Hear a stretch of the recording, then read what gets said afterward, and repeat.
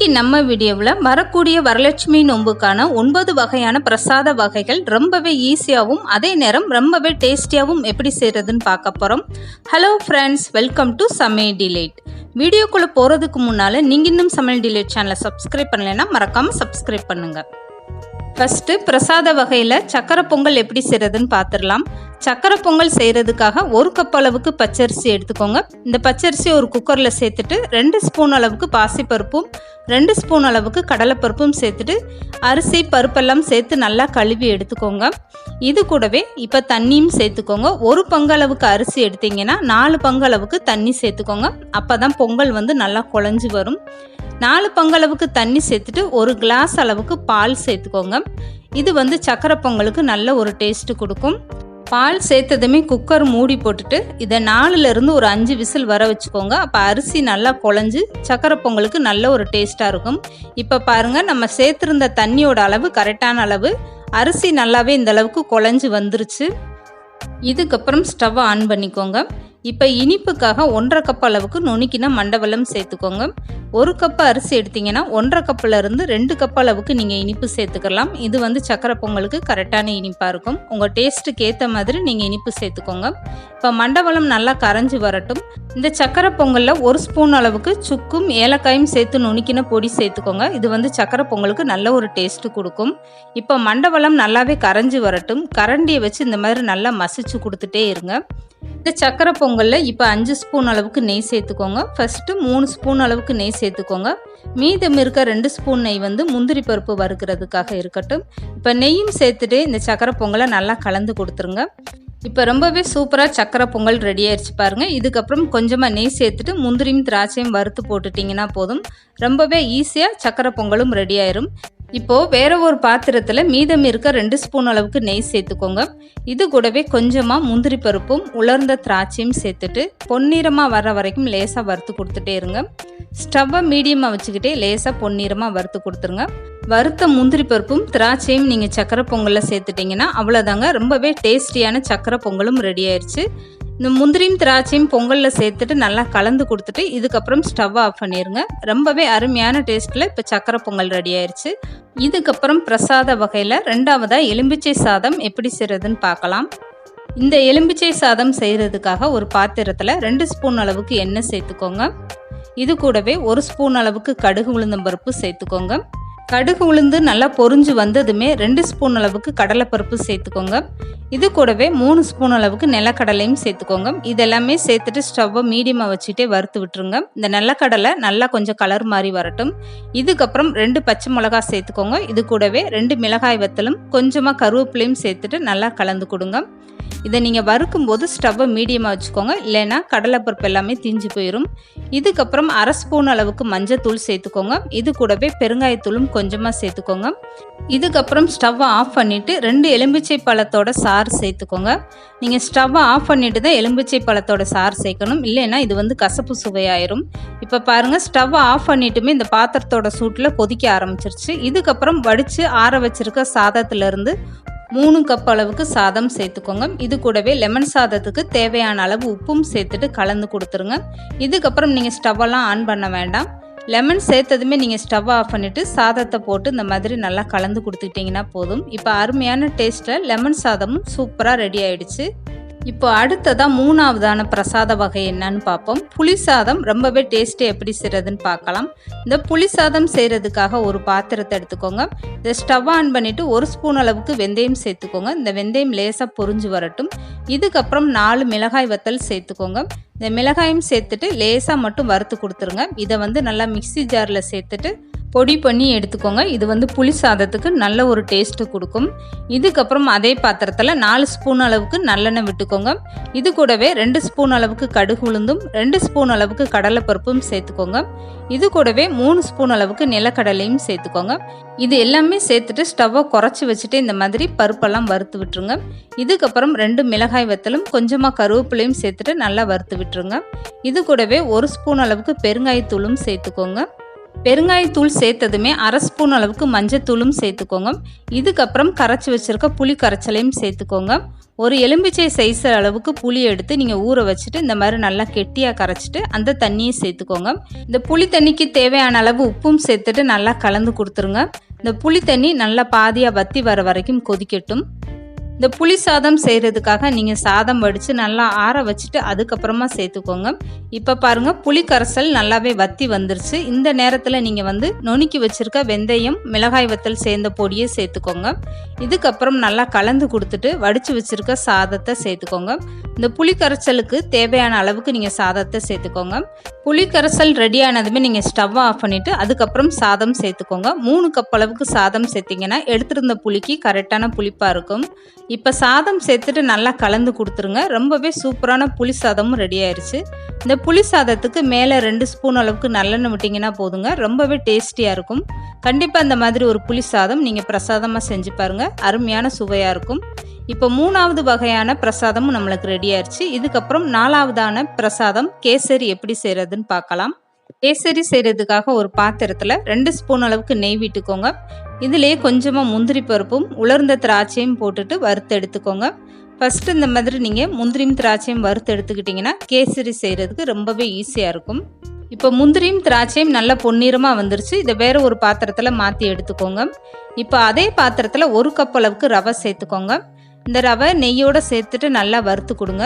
ரவையும் நெய்யும் சேர்ந்து நல்லா வறுப்படும் போது கேசரி சூப்பரான ஒரு டேஸ்ட்டாக இருக்கும். இப்போ ஸ்டவ்வை குறைச்சி வச்சுட்டே நல்லா வறுத்துக்கோங்க. இந்த ரவை நல்லா வாசனையாக வந்ததுக்கப்புறம் இந்த ரவையோட தண்ணி சேர்த்துக்கோங்க. எந்த கப்பில் நீங்கள் 1 கப் அளவுக்கு ரவை எடுக்கிறீங்களோ 1க்கு 3 பங்கு அளவுக்கு தண்ணி சேர்த்துக்கோங்க. அப்போ தான் கேசரி நல்லாயிருக்கும். இப்போ கொஞ்சமாக கலர் பொடியும் சேர்த்துக்கோங்க. இந்த கேசரிக்கு உங்களுக்கு தேவையான அளவு கலர் பொடியும் சேர்த்துட்டு நல்லா கலந்து கொடுத்துருங்க. இந்த ரவையில் சேர்த்துருந்த தண்ணி ஓரளவுக்கு நல்லா வற்றி வந்ததும் கேசரிக்கு தேவையான அளவு இனிப்பு சேர்த்துக்கோங்க. எந்த கப்பில் நீங்கள் ரவை எடுத்தீங்களோ அதிலே 1.5 கப் அளவுக்கு ஜீனி சேர்த்துக்கோங்க. இது கரெக்டான இனிப்பு. இப்போ ஜீனி சேர்த்ததுமே நல்லா தண்ணி விட ஆரம்பிச்சிருச்சு பாருங்கள். ஸ்டவ்வை குறைச்சி வச்சுட்டு இதுக்கப்புறம் ஏலக்காய் தூள் சேர்த்துக்கோங்க. இது கூடவே 2 ஸ்பூன் அளவுக்கு நெய்யும் சேர்த்துக்கோங்க. இது எல்லாமே சேர்த்துட்டு நல்லா கலந்து கொடுங்க. ஸ்டவ்வை குறைச்சி வச்சுட்டே நல்லா கலந்து கொடுங்க. இந்த கேசரி ஓரளவுக்கு நல்லா வற்றி வரட்டும். இதுக்கப்புறம் வறுத்து வச்சுருக்க முந்திரியும் திராட்சையும் சேர்த்துட்டிங்கன்னா போதும். ரொம்பவே சூப்பரான டேஸ்ட்டில் ரொம்பவே ஈஸியாக கேசரியும் ரெடி ஆயிரும். கேசரியில் முந்திரி பருப்பு சேர்த்ததுமே வாசனை இல்லாத எண்ணெய் 2 ஸ்பூன் அளவுக்கு சேர்த்துட்டு நீங்கள் ஸ்டவ் ஆஃப் பண்ணிடுங்க. அவ்வளோதாங்க, ரொம்பவே சுவையான கேசரியும் ரெடி ஆயிடுச்சு. இப்போ நம்ம பிரசாத வகையில் 5வதா தயிர் சாதம் ரொம்பவே டேஸ்டி எப்படி செய்கிறதுன்னு பார்க்கலாம். இந்த தயிர் சாதம் செய்கிறதுக்காக சாதம் வடித்தது எடுத்துக்கோங்க. நல்லா குலைவான சாதமாக இருந்தால் ரொம்பவே சூப்பராக இருக்கும் தயிர் சாதத்துக்கு. அப்படி இல்லைன்னா இந்த மாதிரி கரண்டி வச்சு நல்லா மசிச்சு விட்டு எடுத்துக்கோங்க. இப்போ இந்த தயிர் சாதத்துக்கு 1 கப் அளவுக்கு பால் சேர்த்துக்கோங்க. இந்த சாதத்தோடைய பாலும் சேர்த்துட்டு நல்லா குலைவாக அந்த மாதிரி கலந்து கொடுத்துருங்க. இதுக்கப்புறம் வேற ஒரு பாத்திரத்தில் 2 ஸ்பூன் அளவுக்கு எண்ணெய் சேர்த்துக்கோங்க. இந்த எண்ணெய் நல்லா சூடானதுமே 1 ஸ்பூன் அளவுக்கு கடுகு உளுந்து நல்லா பொரிஞ்சதுக்கப்புறம் 1 ஸ்பூன் அளவுக்கு கடலைப்பருப்பும் சேர்த்துக்கோங்க. இது கூடவே கொஞ்சமாக கருவேப்பிலையும் 2 மிளகாய் வத்தலும் சேர்த்துட்டு நல்லா வறுத்து விட்டுருங்க. இப்போ இந்த தாளிப்பை தயிர் சாதத்தோடு சேர்த்துருங்க. இதுக்கப்புறம் தயிர் சாதத்துக்கு தேவையான அளவு உப்பும் சேர்த்துக்கோங்க. இது கூடவே 1/4 கப் அளவுக்கு கெட்டியான தயிரும் சேர்த்துட்டு நல்லா கலந்து கொடுத்துருங்க. இந்த தயிர் சாதம் இந்த அளவுக்கு நல்லா தண்ணியாக இருந்தால் தான் ஆறி வரும்போது நல்லா கெட்டியாக வரும். அதனால பால் கொஞ்சம் நல்லாவே சேர்த்துக்கோங்க. இப்போ இந்த தயிர் சாதத்துக்கு கொஞ்சமாக கொத்தமல்லியும் 2 ஸ்பூன் அளவுக்கு மாதுளம்பழமும் சேர்த்துக்கோங்க. இதெல்லாமே சேர்த்துட்டு நல்லா கலந்து கொடுத்துட்டிங்கன்னா அவ்வளோதாங்க. ரொம்பவே சூப்பரான டேஸ்ட்டில் தயிர் சாதமும் ரெடி ஆயிடுச்சு பாருங்கள். இதுக்கப்புறம் நம்ம பிரசாத வகையில் 6வதா தேங்காய் பூ சாதம் எப்படி ரொம்பவே டேஸ்டியாக செய்கிறதுன்னு பார்க்கலாம். இந்த தேங்காய் பூ சாதம் நல்ல ஒரு டேஸ்ட்டாக இருக்கும். ரொம்பவே ஈஸியாகவும் செஞ்சிடலாம். இப்போ இந்த தேங்காய் பூ சாதம் செய்கிறதுக்காக ஒரு பாத்திரத்தில் 2 ஸ்பூன் அளவுக்கு எண்ணெய் சேர்த்துக்கோங்க. அது கூடவே 1 ஸ்பூன் அளவுக்கு நெய்யும் சேர்த்துட்டு 2 பட்டையும் 2 கிராம்பும் சேர்த்துக்கோங்க. இந்த பட்டை கிராம்பு நல்லா பொரிஞ்சு வந்ததும் 2 ஸ்பூன் அளவுக்கு கடலைப்பருப்பு சேர்த்துட்டு நல்லா வறுத்து விட்டுருங்க. இந்த கடலைப்பருப்பு நல்லா பொரிஞ்சு வரட்டும். இது கூடவே 1 ஸ்பூன் அளவுக்கு நிலக்கடலையும் சேர்த்துக்கோங்க. இந்த நிலக்கடலை நல்லா கலர் மாறி வரட்டும். இது கூடவே கொஞ்சமாக கருவேப்பிலையும் சேர்த்துக்கோங்க. இதுக்கப்புறம் 2 மிளகாய் வத்தல் கிள்ளிட்டு சேர்த்துக்கோங்க. இப்போ கடலைப்பருப்பு எல்லாமே நல்லா கலர் மாதிரி வந்துருச்சு. இதுக்கப்புறம் ஸ்டவ்வை குறைச்சி வச்சுட்டு அரைமுடி தேங்காய் துருவுனது சேர்த்துக்கோங்க. தேங்காய் துருவல் சேர்த்ததுமே நீங்கள் ரொம்ப நேரம் வதக்கக்கூடாது. ஒரு 2 செகண்ட் நீங்கள் வதக்கி விட்டிங்கன்னா போதும். இந்த தேங்காய் துருவல் சேர்த்துட்டு ஒரு 2 செகண்ட் வதக்கி விட்டுட்டு இதுக்கப்புறம் தேவையான அளவு உப்பும் சேர்த்துக்கோங்க. உப்பு சேர்த்ததுக்கப்புறம் வடித்து வச்சுருக்க சாதத்துலேருந்து 2 கப் அளவுக்கு எடுத்து சேர்த்துக்கோங்க. இது கூடவே கொஞ்சமாக கொத்தமல்லியும் சேர்த்துட்டு நல்லா கலந்து கொடுங்க. இதுக்கப்புறம் ஸ்டவ் ஆஃப் பண்ணிட்டீங்கன்னா போதும். ரொம்பவே சூப்பரான தேங்காய் பூ சாதமும் ரெடி ஆயிடுச்சு. இதுக்கப்புறம் 7வது பிரசாதமான சேமியா பாயாசம் எப்படி செய்கிறதுன்னு பார்க்கலாம். இந்த சேமியா பாயசத்தில் நீங்கள் விருப்பப்பட்டீங்கன்னா ஜவ்வரிசி மட்டுமே கூட சேர்த்து இதே மாதிரி நீங்கள் பாயசம் செய்யலாம். ரொம்பவே அருமையான டேஸ்ட்டாக இருக்கும். இப்போ சேமியா பாயசம் செய்கிறதுக்காக ஒரு பாத்திரத்தில் 2 ஸ்பூன் அளவுக்கு நெய் சேர்த்துக்கோங்க. இந்த நெய் நல்லாவே சூடாகட்டும். இதுக்கப்புறம் கொஞ்சமாக முந்திரி பருப்பும் உலர்ந்த திராட்சையும் சேர்த்துக்கோங்க. இதுக்கப்புறம் ஸ்டவ்வை குறைச்சி வச்சுட்டு இந்த முந்திரியும் திராட்சையும் நல்லா பொன்னிறமாக வர வரைக்கும் வறுத்து வேறு ஒரு பாத்திரத்தில் மாற்றி எடுத்துக்கோங்க. பாயசம் செய்கிறதுக்காக நீங்கள் 1 கப் அளவுக்கு பால் எடுத்து காய்ச்சிட்டு நல்லா ஆற வச்சு எடுத்துக்கோங்க. கடைசியாக அந்த பால் சேர்க்கும்போது நல்ல ஒரு டேஸ்ட்டாக இருக்கும். இப்போ முந்திரியும் திராட்சையும் ரெடி ஆயிடுச்சு. அதே பாத்திரத்தில் 1/2 கப் அளவுக்கு சேமியா சேர்த்துக்கோங்க. இதுக்கப்புறம் ஸ்டவ்வை குறைச்சி வச்சுட்டு இந்த சேமியாவை நல்லா வறுத்து விடுங்க. சேமியாவை நீங்கள் நெய்யோடு வறுக்கும்போது நல்ல ஒரு டேஸ்ட்டாக இருக்கும் பாயாசம். இப்போ சேமியா நல்லா வறுபட்டுருச்சு. இது கூடவே 2 கிளாஸ் அளவுக்கு தண்ணி சேர்த்துக்கோங்க. இந்த சேமியா நல்லா வெந்து வரட்டும். ஸ்டவ்வை குறைச்சி வச்சுட்டு இந்த சேமியாவை நல்லா கலந்து கொடுங்க. 2 கிளாஸ் தண்ணி நல்லா வத்தி வர்ற வரைக்கும் இந்த சேமியா நல்லா வேகட்டும். இதுக்கப்புறமா இதுக்கு தேவையான அளவு இனிப்பு சேர்த்துக்கோங்க. 1/2 கப் அளவுக்கு நீங்கள் சேமியா எடுத்துருந்தீங்கன்னா 3/4 கப் அளவுக்கு ஜீனி சேர்த்துக்கோங்க. இது கரெக்டான இனிப்பு. இல்லை நீங்கள் கம்மியாக சேர்க்குறதா இருந்தாலும் உங்கள் டேஸ்ட்டுக்கு ஏற்ற மாதிரி நீங்கள் சேர்த்துக்கோங்க. ஜீனி சேர்த்துட்டு இந்த சேமியாவை நல்லா கலந்து கொடுத்துருங்க.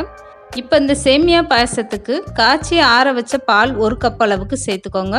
ஸ்டவ்வை குறைச்சி வச்சுட்டே சேர்த்துக்கோங்க. இந்த பால் சேர்த்ததுமே வறுத்து வச்சுருக்க முந்திரியும் திராட்சையும் சேர்த்துக்கோங்க. இது கூடவே 2 ஸ்பூன் அளவுக்கு துருவிய தேங்காயும் சேர்த்துட்டு நல்லா கலந்து கொடுத்துருங்க.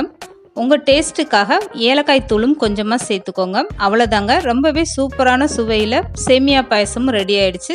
அடுத்ததாக நம்ம பிரசாத வகையில் 8வதாக சுண்டல் எப்படி செய்கிறதுன்னு பார்க்க போகிறோம். இந்த சுண்டல் செய்கிறதுக்காக நீங்கள் நாள் நைட்டே சுண்டலை ஊற வச்சுருங்க. மறுநாள் காலையில் செய்ய போகிறீங்க பிரசாதம்னா நாள் நைட்டே நீங்கள் ஊற வச்சிடணும். இந்த சுண்டல் செய்கிறதுக்காக ஒரு பாத்திரத்தில் 2 ஸ்பூன் அளவுக்கு எண்ணெய் சேர்த்துக்கோங்க. இது கூடவே கொஞ்சமாக கடுகு உளுந்தும் 2 மிளகாய் வத்தலும் கொஞ்சமாக கருவேப்பிலையும் சேர்த்துட்டு நல்லா பொரிய விட்டுருங்க. இது கூடவே 1/2 ஸ்பூன் அளவுக்கு பெருங்காயத்தூள் சேர்த்துட்டு வேக வச்சிருக்க சுண்டல் சேர்த்துக்கோங்க. வேக வச்சிருக்க சுண்டலை நீங்கள் குறைஞ்சது ஒரு 5 மணி நேரம்னாலும் ஊற வச்சிங்கன்னா தான் இந்த மாதிரி நல்லா சாஃப்டாக வெந்து வரும். இந்த சுண்டல் வேக வைக்கிறதுக்காக ஒரு குக்கரில் 2 கிளாஸ் அளவுக்கு தண்ணி சேர்த்துக்கோங்க. ஊற வச்சிருக்க சுண்டலையும் சேர்த்துட்டு 1/2 ஸ்பூன் அளவுக்கு உப்பு சேர்த்துட்டு மூடி போட்டுட்டு நீங்கள் 3 விசில் வர வச்சிங்கன்னா போதும். ரொம்பவே சூப்பராக சுண்டல் வெந்து வந்துடும். இப்போ வேக வச்ச சுண்டல் சேர்த்தாச்சு. அது கூடவே 1/2 ஸ்பூன் அளவுக்கு மஞ்சத்தூளும் துருவிய தேங்காவும் 2 ஸ்பூன் அளவுக்கு சேர்த்துட்டு நல்லா கலந்து கொடுத்துருங்க. அவ்வளோதாங்க, ரொம்பவே சூப்பரான சுண்டலும் ரெடி ஆயிடுச்சு பாருங்க. அடுத்ததாக நம்ம பிரசாத வகையில் உளுந்த வடை ரொம்பவே ஈஸியாக எப்படி செய்கிறதுன்னு பார்க்க போகிறோம். இந்த உளுந்த வடை செய்கிறதுக்காக 1 கிளாஸ் அளவுக்கு உளுந்து எடுத்துக்கோங்க. உளுந்த ஊற வைக்கிறதுக்கு முன்னாலே நல்லா அழுக்கு போகிற அளவுக்கு கழுவி எடுத்துக்கோங்க. இதுக்கப்புறம் கழுவின உளுந்த கொஞ்சமாக தண்ணி ஊற்றிட்டு 1/2 மணி நேரம் நல்லா ஊற வச்சு இந்த மாதிரி எடுத்துக்கோங்க. ஊற வச்ச உளுந்தில் தண்ணியை வடிச்சிட்டு இது கூடவே 2 பச்சை மிளகாய் சேர்த்துக்கோங்க. கொஞ்சமாக கருவேப்பிலை சேர்த்துட்டு மிக்ஸி ஜாரில் சேர்த்து நல்லா அரைச்சி எடுத்துக்கோங்க. மாவு இந்த அளவுக்கு நல்லா சாஃப்டாக வரணும். ரொம்பவும் தண்ணி ஊற்றி அரைச்சிடாதீங்க. மாவு இந்த அளவுக்கு நல்லா கெட்டியாக இருந்தால் தான் உளுந்த வடை எண்ணெய் குடிக்காமல் ரொம்பவே சூப்பராக வரும். இப்போ அரைச்சி வச்சுருக்க உளுந்த மாவில் 4 ஸ்பூன் அளவுக்கு பச்சரிசி மாவு சேர்த்துக்கோங்க. இது கூடவே 1 ஸ்பூன் அளவுக்கு ஜீரகமும் 1 ஸ்பூன் அளவுக்கு மிளகும் சேர்த்துக்கோங்க. இந்த உளுந்த வடைக்கு தேவையான அளவு உப்பும் சேர்த்துக்கோங்க. இதுக்கப்புறம் நல்லா 1 ஸ்பூன் வச்சு இந்த மாதிரி மிக்ஸ் பண்ணி விட்டுருங்க. தண்ணி எதுவுமே சேர்க்க வேண்டாம். இந்த அளவுக்கு நல்லா அடித்து மிக்ஸ் பண்ணிங்கன்னா தான் உளுந்த வடை நல்லா சாஃப்டாக வரும். உளுந்த வடையில் உங்களுக்கு விருப்பப்பட்டீங்கன்னா நீங்கள் கொஞ்சமாக இஞ்சி கூட கட் பண்ணிட்டு சேர்த்துக்கோங்க. நல்ல ஒரு டேஸ்ட்டாக இருக்கும். இப்போ உளுந்த வடையோட மாவும் ரெடி ஆயிடுச்சு பாருங்கள். இதுக்கப்புறம் கையை தண்ணியில் நனைச்சிட்டு இந்த மாதிரி உளுந்த மாவு எடுத்துக்கோங்க. அப்போ ஒட்டாமல் வரும். இதுக்கப்புறம் இந்த உளுந்த வடை பொரிச்சு எடுக்கிறதுக்காக ஒரு பாத்திரத்தில் எண்ணெய் சேர்த்துக்கோங்க. ஸ்டவ் ஆன் பண்ணிவிட்டு இந்த எண்ணெய் நல்லா சூடாகட்டும். கொஞ்சம் கொஞ்சமாக கையில் மாவு எடுத்துகிட்டு இந்த மாதிரி பெருவிரலில் ஓட்டை போட்டுட்டு எண்ணெயில் சேர்த்துக்கோங்க. உளுந்த வடை போட்டதுமே நல்லா மேலே எலும்பி வர ஆரம்பிச்சிடும். நீங்கள் உடனே கரண்டி போட வேண்டாம். உளுந்த வடை நீங்கள் எண்ணெயில் சேர்த்ததுமே ஸ்டவ்வை குறைச்சி வச்சுக்கோங்க. எடுத்ததுமே கரண்டி போடாமல் அப்பப்போ லேசாக அந்த மாதிரி பரட்டி விட்டுட்டே இருங்க. 2 பக்கமும் நல்லா செவந்து வந்ததுக்கப்புறம் நீங்கள் உளுந்த வடையை எண்ணெயிலேருந்து எடுத்துடலாம். அவ்வளோதாங்க, ரொம்பவே சூப்பரான சுவையில் உளுந்த வடையும் இப்போ ரெடி ஆயிடுச்சு. இந்த உளுந்த வடையில் நீங்கள் விருப்பப்பட்டால் வெங்காயம் கட் பண்ணி சேர்த்துக்கலாம். வெங்காயம் போடாமல் உளுந்த வடை செஞ்சிங்கன்னா ரொம்ப நேரம் ஆனாலும் கெட்டு போகாமல் இருக்கும். இப்போ ரொம்பவே சூப்பராக நம்மளோட உளுந்த வடையும் ரெடி ஆயிடுச்சு பாருங்கள். இந்த 9 வகையான பிரசாதமும் நீங்களும் உங்கள் வீட்டில் ட்ரை பண்ணி பாருங்கள். இந்த வீடியோ பிடிச்சிருந்தா லைக் பண்ணுங்கள், ஷேர் பண்ணுங்கள். மறக்காமல் சமையல் டிலேட் சேனலை சப்ஸ்கிரைப் பண்ணுங்கள்.